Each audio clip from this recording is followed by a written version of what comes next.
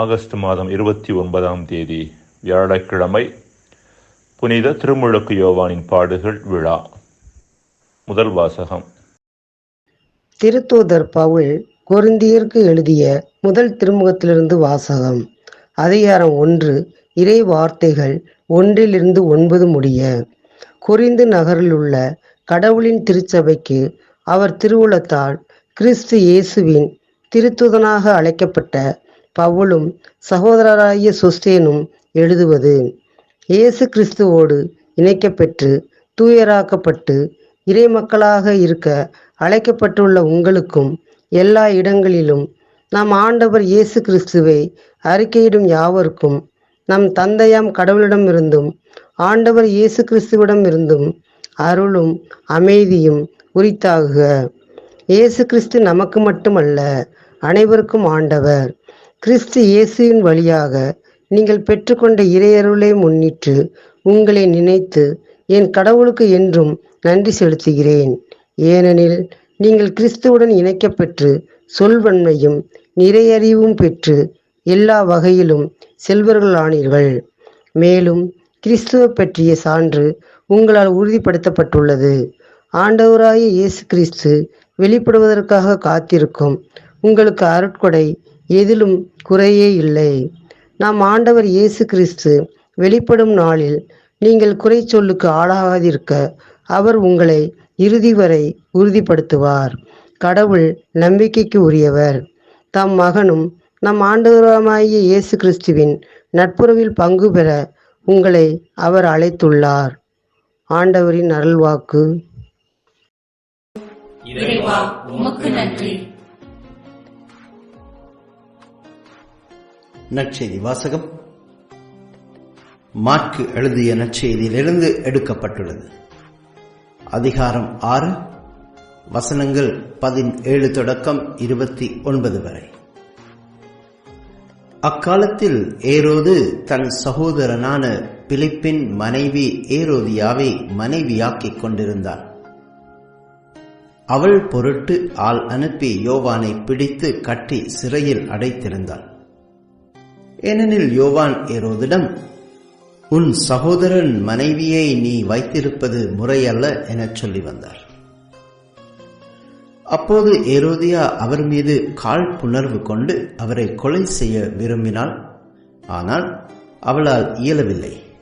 ஏனெனில் யோவான் நேர்மையும் தூய்மையும் உள்ளவர் என்பதை ஏரோது அறிந்து அஞ்சி அவருக்கு பாதுகாப்பு அளித்து வந்தார். அவர் சொல்லை கேட்டு மிக குழப்பமுற்ற போதிலும் அவருக்கு மனமுவந்து செவிசாய்த்தான். ஒரு நாள் ஏரோதியாவுக்கு நல்ல வாய்ப்பு ஒன்று கிடைத்தது. ஏரோது தன் பிறந்த நாளில் அரசவையினருக்கும் ஆயிரத்தவர் தலைவர்களுக்கும் கலிலேய முதன்மை குடிமக்களுக்கும் ஒரு விருந்து படைத்தார். அப்போது ஏரோதியாவின் மகள் உள்ளே வந்து நடனமாடி ஏரோதையும் விருந்தினரையும் அகமகிழச் செய்தாள். அரசன் அச்சிறுமியிடம், உனக்கு என்ன வேண்டுமானாலும் கேள், நான் தருகின்றேன் என்றாள். நீ என்னிடம் எது கேட்டாலும், ஏன் என் அரசில் பாதியை கேட்டாலும் உனக்கு தருகிறேன் என்று ஆணையிட்டு கூறினான். அவள் வெளியே சென்று, நான் என்ன கேட்கலாம் என்று தன் தாயை வினவினாள். அவள், திருமுழுக்கு யோவானின் தலையை கேள் என்றாள். உடனே சிறுமி அரசரிடம் விரைந்து வந்து திருமுழுக்கு யோவானின் தலையை ஒரு தட்டில் வைத்து, இப்போதே எனக்கு கொடும் என்று கேட்டாள். இதை கேட்டு அரசன் மிக வருந்தினான். ஆனாலும் விருந்தினர் முன் தான் ஆணையிட்டதால் அவளுக்கு அதை மறக்க விரும்பவில்லை. உடனே அரசன் ஒரு காவலனை அனுப்பி யோவானுடைய தலையை கொண்டு வருமாறு பணித்தான். அவன் சென்று சிறையில் அவருடைய தலையை வெட்டி அதை ஒரு தட்டில் கொண்டு வந்து அச்சிறுமியிடம் கொடுக்க அவளும் அதை தன் தாயிடம் கொடுத்தாள். இதை கேள்வியுற்ற யோவானுடைய சீடர்கள் வந்து அவருடைய உடலை எடுத்துச் சென்று ஒரு கல்லறையில் வைத்தார்கள். இது கிறிஸ்து வழங்கும் நற்செய்தி. கிறிஸ்துவே, உமக்கு புகழ்.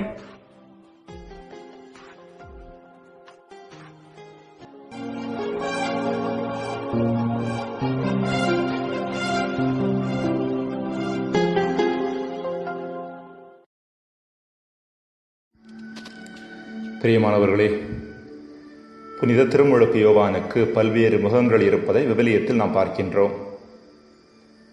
இயேசுவுக்கான வழியை ஆயத்தம் செய்தவர் அவர். லூக்கா 7:27. இறைவாக்கினரை விட மேலான இறைவாக்கினர் அவர். லூக்கா 7:26. கடவுளின் செம்மறியை சுட்டி காட்டியவர். யோவான் 1:36. நீரால் திருமுழுக்கு கொடுத்தவர். யோவான் 1:26. ஆண்டவருக்கான வழியை செம்மைப்படுத்தியவர். லூக்கா 1:77. நீதியின்பால் நிலைப்பாடு எடுத்தவர், அதன் பொருட்டு கொல்லப்பட்டவர். அரசனாக இருந்தாலும் ஆண்டியாக இருந்தாலும் எல்லோருடைய வாழ்வும் இறைவனுக்கு ஏற்றதாக இருக்க வேண்டும் என்பதில் உறுதியாக இருந்தவர் புனித திருமுழுக்கு யோவான். எனவேதான் மனமாறுங்கள் என்ற அவரது அழைப்பில் கடுமை இருந்தது. அந்த கடுமைக்கு பின்னால் கரிசனை இருந்தது என்பதை ஏரோதியாளோ புரிந்து கொள்ளவில்லை. இறைவனுக்கு ஏற்காத வாழ்வை வாழ்வதன் மூலம் தங்களை தாம் அழித்துக் கொள்கிறோம் என்பதை அவர்கள் உணரவில்லை. மனமாற்றம் அடையவும் உண்மையான வாழ்வை நோக்கி பயணிக்கவும் அழைப்பு விடுத்த திருமுழுக்கு யோவானை அவர்கள் விட்டு வைக்கவும் இல்லை. ஓர் இறைவாக்கினர் என்பவர் தான் சந்திக்கின்ற மனிதரில் ஆறுதலையும் சலனத்தையும் ஒரு சேர ஏற்படுத்துகின்றவராவார். கடவுள் ஒவ்வொரு மனிதரோடும் இருக்கின்றார் என்கின்ற செய்தியை சொல்வதால் அவர் ஆறுதலை தருகின்றார். அதே வேளையில் கடவுளின் இப்படிப்பட்ட உடனிருக்கும் பிரசன்னத்தை உணர்வதற்கும் அதை அனுபவிப்பதற்கும் ஒருவர் ஏராளமான தூய்மையாக்குதலுக்கும் சுய புதுப்பித்தலுக்கும் உள்ளாக வேண்டியிருக்கிறது என்கின்ற செய்தியை தாங்கி வருவதால் அவர் மற்றவர்களில் சலனத்தை ஏற்படுத்துகின்றார். திருமுழுக்கு யோவான் இந்த 2 வகையான செய்திகளை தாங்கி வந்தாலும் அவரில் 2வது செய்தி கொஞ்சம் அதிகமாகவே இருந்தது என்பது நாம் அறிந்ததே. பழைய ஏற்பாட்டு இறைவாக்கினர்களின் பட்டியலில் இறுதி இறைவாக்கினராக கருதப்படுபவர் புனித திருமுழுக்கு யோவான். அவரது பணியும் ஆறுதலையும் சலனத்தையும் ஒரு சேர தரக்கூடிய பணியாக இருந்தது. ஏரோது மற்றும் ஏரோதியாள் ஆகியோர் மோசமான நபர்களாகவும் தீமையில் மூழ்கி கிடக்கக்கூடிய நபர்களாகவும் இருந்ததன் காரணமாக அவர்களில் திருமுழுக்கு யோவானின் வார்த்தைகள் சலனத்தை ஏற்படுத்தின. இந்த சலனம் திருமுழுக்கு யோவான் தன் உயிரையே கையளிக்கக்கூடிய நிலைக்கு அவரை இட்டுச் சென்றது. அன்புக்குரியவர்களை, இயேசு ஓர் இறைவாக்கினர் என்கின்ற முறையில் மேற்கண்ட 2 பரிமாணங்களும் அவரது வாழ்வில் இருந்தன என்பது நாம் அனைவரும் அறிந்த ஒன்று. ஏமாற்றங்களோடும் இயக்கங்களோடும் வாழ்ந்த பாமர மக்களுக்கு அவரது வார்த்தைகள் ஆறுதலை கொடுத்தன. இறுகிப்போன உள்ளத்தோடு வாழ்ந்த பரிசேயர்களுக்கு அவரது வார்த்தைகள் சலனத்தை கொடுத்தன. அதேபோல புனித பவுலடியாரின் போதனைகளிலும் இந்த 2 வகையான அம்சங்கள் இருப்பதை நம்மால் பார்க்க முடிகிறது. அவரது போதனைகளை கேட்ட புற இனத்தார் இறைவனின் ஆறுதலை அனுபவித்தனர். ஆனால் பரிசேயர்களும் யூதர்களும் அவரால் சலனத்திற்கு உள்ளானார்கள்.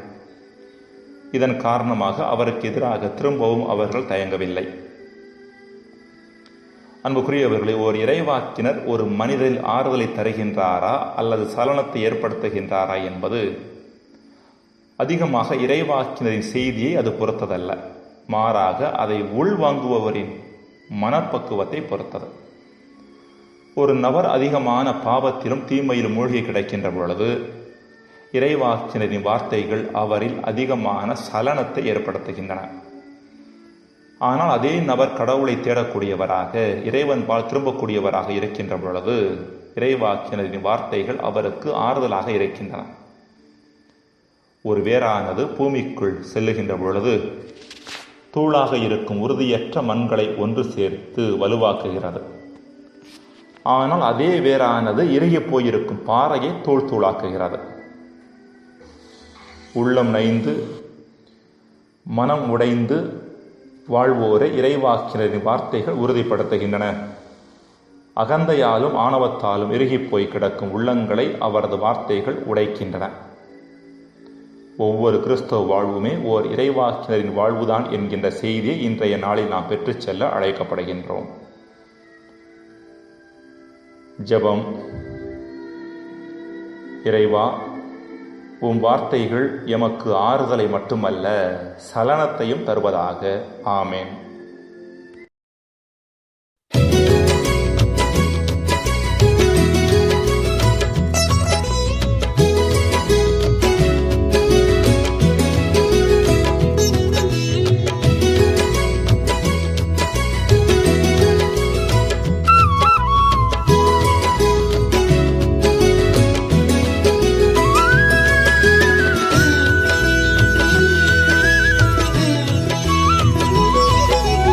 பலியென என்னை தருகிறேன் விண்ணகத் தந்தையே, உம்பலியோடு நானும் இணைகிறேன் குருவே இயேசுவே.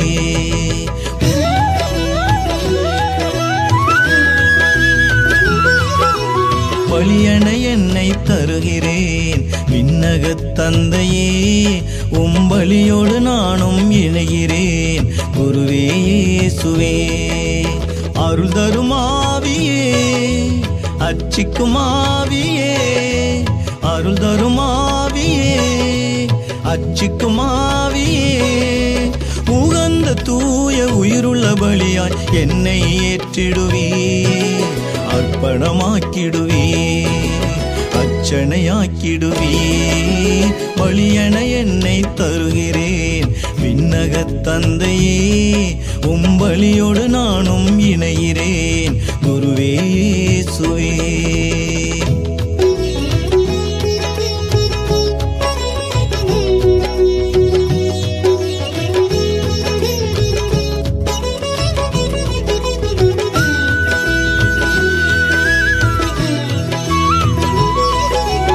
உலகின் பாவங்களை போக்கும் இறைவனின் செம்மறியே, குறைகள் குற்றங்களை உடலில் சுமந்தவரே, மனதின் கரைகளையே நீக்க தூய ரத்தம் சிந்தி விலையாய் கொடுத்தவரே, என்னை மீட்டவரே, சாவின் செயல்களையே நீக்கி வாழ்வின் வழி நடக்க வாழும் கடவுளுக்கு ஏற்ற பலியாயமை கொடுக்க, உகந்த தூய உயிருள்ள பலியாய் என்னை ஏற்றிடுவே, அர்ப்பணமாக்கிடுவே, அர்ச்சனையாக்கிடுவே. பலியென என்னை தருகிறேன் விண்ணகத் தந்தையே, உம்பலியோடு நானும் இணைகிறேன் குருவே இயேசுவே.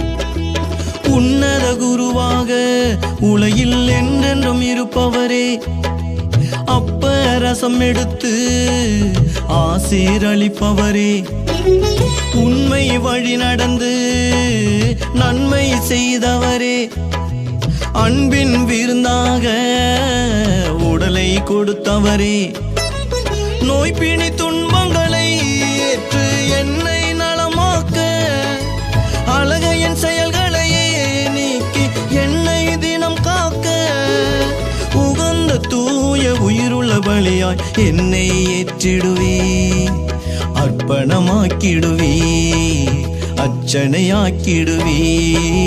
பலியென என்னை தருகிறேன் விண்ணகத் தந்தையே, உம்பலியோடு நானும் இணைகிறேன் குருவே இயேசுவே. பலியென என்னை தருகிறேன் விண்ணகத் தந்தையே, உம்பலியோடு நானும் இணைகிறேன் குருவே இயேசுவே. அருள் தரும் ஆவியே, அர்ச்சிக்கும் ஆவியே, அருள் தரும் ஆவியே, அர்ச்சிக்கும் ஆவியே, உகந்த தூய உயிருள்ள பலியாய் என்னை ஏற்றிடுவே, அர்ப்பணமாக்கிடுவே, அர்ச்சனையாக்கிடுவே. பலியென என்னை தருகிறேன் விண்ணகத் தந்தையே, உம்பலியோடு நானும் இணைகிறேன் குருவே இயேசுவே.